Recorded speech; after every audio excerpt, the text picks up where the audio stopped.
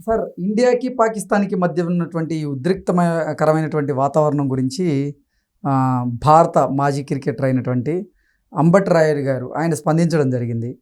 కన్నుకి కన్ను సమాధానం కాదు, కన్ను కన్ను పొడుచుకుంటే ప్రపంచమే గుడ్డిదవుతుంది అన్నట్లుగా ఆయన ఒక ట్వీట్ చేశారు. అది ఇప్పుడు సర్వత్రా చర్చనీయాంశంగా అయితే మారింది. దీన్ని ఎలా చూడాలంటారు? ఇది క్రికెట్ కాదు, ఇది దేశ సార్వభౌమాధికారానికి సంబంధించిన అంశం. ఇది దేశ సరిహద్దుల భద్రతకు సంబంధించినటువంటి అంశం. ఇదేంటి, ప్రజల ప్రాణాలకు సంబంధించినటువంటి అంశం. మీరు మీ క్రికెట్ మీరు ఆడుకోండి, ఏది బంతులు లేకపోతే బ్యాట్లు స్టంపులు ఇవి మాత్రమే తెలిసినటువంటి అంబటి రాయుడికి యుద్ధం గురించి ఎందుకు?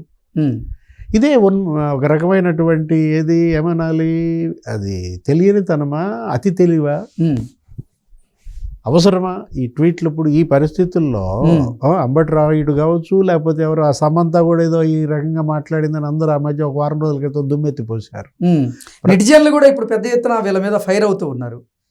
పెహల్గాం ఉగ్రదాడిలో అవ్వం శుభం తెలియనటువంటి అమాయకులు 26 మంది అసువులు బాశారు. వారి కుటుంబ సభ్యులు నిజంగా వాళ్ళ రోదనలు అయితే మిన్నంటుతూ ఉన్నాయి.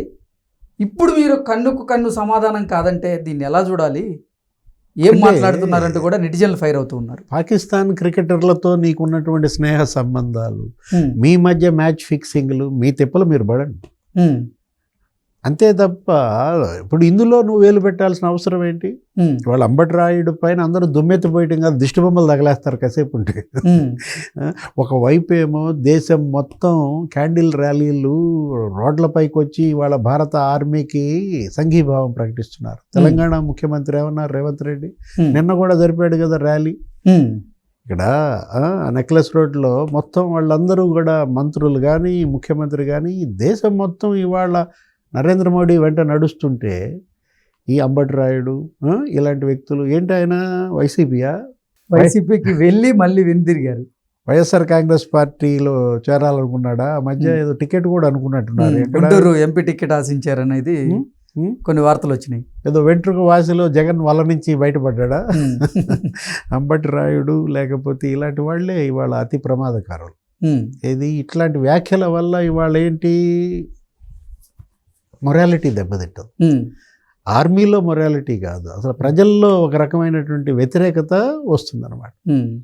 ఇది సమయం కాదు. పెహల్గాం ఉగ్రదాడిలో చనిపోయిన కుటుంబాల బాధ ఈయనకు పట్టడం లేదు. మీ కుటుంబంలో ఇలాంటి ఘటనలు జరిగితేనే మీకు ఇటువంటి పరిస్థితులు అర్థమవుతాయి.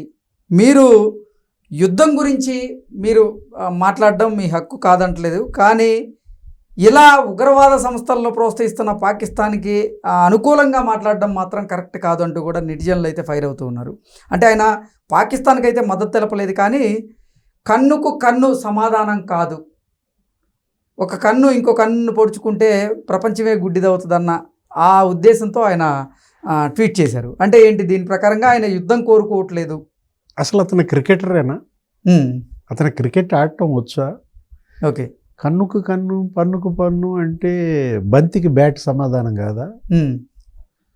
మానేసే, బంతిని వదిలేయి, బ్యాట్ని వదిలేయి, పోయి పడుకో అంతే తప్ప ఇవాళ అతను ఏంటి, ఇప్పుడండి నువ్వు పాకిస్తాన్తో నువ్వు మ్యాచ్ ఆడుతున్నప్పుడు కూడా ఇదే పాలసీయా ఇది?